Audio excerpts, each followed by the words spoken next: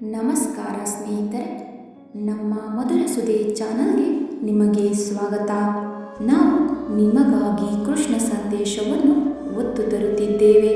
ಇಂದಿನ ಕೃಷ್ಣ ಸಂದೇಶವನ್ನು ನೋಡುವ ಮೊದಲು ಯಾರೆಲ್ಲ ನಮ್ಮ ಚಾನಲನ್ನು ಹೊಸದಾಗಿ ವೀಕ್ಷಿಸುತ್ತಿದ್ದೀರಿ, ನಮ್ಮ ಚಾನಲನ್ನು ಸಬ್ಸ್ಕ್ರೈಬ್ ಮಾಡಿಕೊಳ್ಳಿ.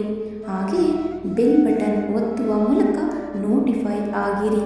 ಇಂದಿನ ಕೃಷ್ಣ ಸಂದೇಶವನ್ನು ನೋಡೋಣ. ಆದುದೆಲ್ಲ ಒಳ್ಳೆಯದಕ್ಕೆ ಆಗಿದೆ, ಆಗುವುದೆಲ್ಲ ಒಳ್ಳೆಯದೇ ಆಗುತ್ತಿದೆ, ಆಗಲಿರುವುದೂ ಸಹ ಅದು ಒಳ್ಳೆಯದೇ ಆಗಲಿದೆ. ಕ್ರೋಧಿಸಲು ನೀನೇನು ಕಳೆದುಕೊಂಡಿರುವೆ? ಕಳೆದುಕೊಳ್ಳಲು ನೀನು ತಂದಿರುವುದಾದರೂ ಏನು? ನಾಶವಾಗಲು ನೀನು ಮಾಡಿರುವುದಾದರೂ ಏನು? ನೀನೇನೇ ಪಡೆದಿದ್ದರೂ ಅದನ್ನು ಇಲ್ಲಿಂದಲೇ ಪಡೆದಿರುವೆ. ನಿನ್ನೆ ಯಾರದ್ದೋ ಆಗಿದ್ದದ್ದು ಇಂದು ನಿನ್ನದಾಗಿದೆ, ನಾಳೆ ಇನ್ಯಾರದ್ದೋ ಆಗಲಿದೆ. ಪರಿವರ್ತನೆ ಜಗದ ನಿಯಮ. ಯಾವುದು ನಿನ್ನ ಭಾಗ್ಯದಲ್ಲಿದೆಯೋ ಅದು ನಿನಗೆ ಸಿಕ್ಕೇ ತೀರುತ್ತದೆ. ಯಾವುದು ನಿನ್ನದಲ್ಲವೋ ಅದು ನೀ ಎಷ್ಟೇ ಪ್ರಯತ್ನಿಸಿದರೂ ಸಿಗಲಾರದು. ಚಿಂತೆ ಬಿಡು, ಜೀವನದಲ್ಲಿ ಬರುವುದೆಲ್ಲವ ಬಂದಂತೆ ಸ್ವೀಕರಿಸು, ಎಲ್ಲ ಒಳ್ಳೆಯದೇ ಆಗುತ್ತದೆ. ನಮ್ಮ ಬದುಕೆ ಒಂದು ಹೋರಾಟ. ಈ ಹೋರಾಟದಲ್ಲಿ ನಾವು ಮಾಡುವ ಕಾರ್ಯವನ್ನು ಪ್ರಾಮಾಣಿಕವಾಗಿ ಮಾಡಬೇಕು. ಏನು ಆಗಬೇಕು ಅದು ಹಾಗೇ ತೀರುತ್ತದೆ. ಅದನ್ನು ತಡೆಯಲು ನಮ್ಮಿಂದ ಸಾಧ್ಯವಿಲ್ಲ. ಹಾಗಾಗಿ ಸತ್ಯದ ದಾರಿಯಲ್ಲಿ ಹೋಗು. ನೀನು ನಡೆಯುವಾಗ ಪಾತಾಳಕ್ಕೆ ಬಿದ್ದರೆ ನಿನ್ನನ್ನು ಮೇಲೆತ್ತಲು ನಾನು ಬಂದೇ ಬರುತ್ತೇನೆ. ಸ್ವರ್ಗದಲ್ಲಿ ಎಲ್ಲವೂ ಇದೆ, ಆದರೆ ಸಾವಿಲ್ಲ. ಭಗವದ್ಗೀತೆಯಲ್ಲಿ ಎಲ್ಲವೂ ಇದೆ, ಆದರೆ ಸುಳ್ಳಿಲ್ಲ. ಜಗತ್ತಿನಲ್ಲಿ ಎಲ್ಲವೂ ಇದೆ, ನೆಮ್ಮದಿ ಇಲ್ಲ. ಇವತ್ತಿನ ಎಲ್ಲ ಮಾನವರಲ್ಲಿ ಎಲ್ಲವೂ ಇದೆ, ಆದರೆ ಶಾಂತಿ ಇಲ್ಲ. ಭಗವಂತ ತಡ ಮಾಡಿದರೂ ನ್ಯಾಯ ಮಾಡುತ್ತಾನೆ, ಆದರೆ ಅನ್ಯಾಯ ಮಾಡುವುದಿಲ್ಲ. ತಡ ಆಗುವುದರ ಹಿಂದೆ ಅದ್ಭುತಗಳು ನಡೆಯುತ್ತವೆ, ಕಾದು ನೋಡಬೇಕಷ್ಟೇ. ತಾಳ್ಮೆಯಿಂದಿರಿ.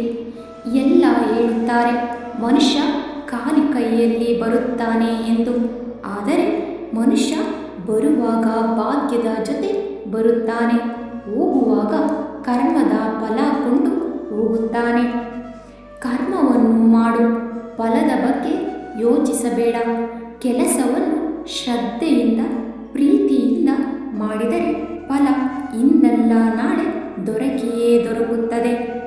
ಅಕ್ಕಿ ಅನ್ನಕ್ಕೆ ಕೇಳಿತು, ನೀನು ನಾನೇ ಆಗಿದ್ದೆ, ಆದರೆ ಹೀಗೆ ಅನ್ನವಾದೆ ಎಂದು. ಅನ್ನ ಸುಂದರವಾಗಿ ಉತ್ತರಿಸಿತು, ನೀರು ಮತ್ತು ಬೆಂಕಿಗಳ ಸಂಪರ್ಕಕ್ಕೆ ಒಳಗಾದೆ, ಅವುಗಳ ಸಂಸ್ಕಾರದಿಂದ ಮೃದುವಾದೆ, ಮಧುರವಾದೆ.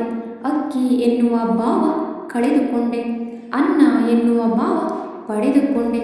ಅದೇ ರೀತಿಯಾಗಿ ನಮ್ಮ ಜೀವನದಲ್ಲಿ ಸಜ್ಜನರ ಸಂಘದಿಂದ ನಮ್ಮಲ್ಲಿರುವ ಅಜ್ಞಾನ ತೊಲಗಿ ಪುಣ್ಯಜ್ಞಾನ ಮೋಕ್ಷಗಳೆಂಬ ಮೃದುತ್ವದ ಅನುಭವ ದೊರೆಯುತ್ತದೆ. ಹಾಗಾಗಿ ದೊಡ್ಡ ಮನುಷ್ಯನಾಗುವುದು ಒಳ್ಳೆಯದು, ಆದರೆ ಒಳ್ಳೆಯ ಮನುಷ್ಯನಾಗುವುದು ದೊಡ್ಡ ವಿಷಯ. ದುಃಖದ ಬಗ್ಗೆ ಚಿಂತಿಸತೊಡಗಿದರೆ ಸದಾ ದುಃಖಿಯಾಗಿಯೇ ಉಳಿಯುತ್ತೀಯ. ಹಾಗಾಗಿ ಸದಾ ಸುಖ ಸಂತೋಷಗಳನ್ನು ಯೋಚಿಸುತ್ತಿದ್ದರೆ ಮುಂದೆ ಸುಖಿಯಾಗುತ್ತೀಯ. ಏಕೆಂದರೆ ಮನಸ್ಸು ಯಾವುದರ ಬಗ್ಗೆ ಹೆಚ್ಚಾಗಿ ಯೋಚಿಸುವುದೋ ಅದೇ ಸಕ್ರಿಯವಾಗುವುದು. ಪರಮಾತ್ಮನಲ್ಲಿ ಏನನ್ನಾದರೂ ಬೇಡುವುದಾದರೆ ಪರಮಾತ್ಮನನ್ನೇ ಬೇಡು. ಪರಮಾತ್ಮ ನಿನ್ನವನಾದರೆ ಸರ್ವಸ್ವವೂ ನಿನ್ನದೇ. ಸಮಸ್ಯೆ ಸವಾಲುಗಳನ್ನು ಯಾರು ಅವಕಾಶಗಳನ್ನಾಗಿ ಪರಿವರ್ತನೆ ಮಾಡಿಕೊಳ್ಳುತ್ತಾರೋ ಅವರು ಮಾತ್ರ ಬದುಕಿನಲ್ಲಿ ಗಟ್ಟಿಯಾಗಿ ನಿಲ್ಲಲು ಸಾಧ್ಯರು, ಅರ್ಹರಾಗಿರುತ್ತಾರೆ. ಹಾಗೆಯೇ ನಮ್ಮ ಜೀವನದಲ್ಲಿ ಯಾವುದೇ ಸಮಸ್ಯೆಗಳು ಬಂದರೂ ಸಹ ಧೈರ್ಯದಿಂದ ಹೋರಾಡಿ, ಎಲ್ಲ ಒಳ್ಳೆಯದೇ ಆಗುತ್ತದೆ. ಧನ್ಯವಾದಗಳು. ನಮ್ಮ ಪ್ರಯತ್ನ ನಿಮಗೆ ಇಷ್ಟವಾಗಿದ್ದಲ್ಲಿ ನಮ್ಮ ವಿಡಿಯೋಗೆ ಒಂದು ಲೈಕ್ ನೀಡಿ. ಹಾಗೆ ನಮ್ಮ ಚಾನಲನ್ನು ಸಬ್ಸ್ಕ್ರೈಬ್ ಮಾಡಿಕೊಳ್ಳಿ. ಧನ್ಯವಾದಗಳು.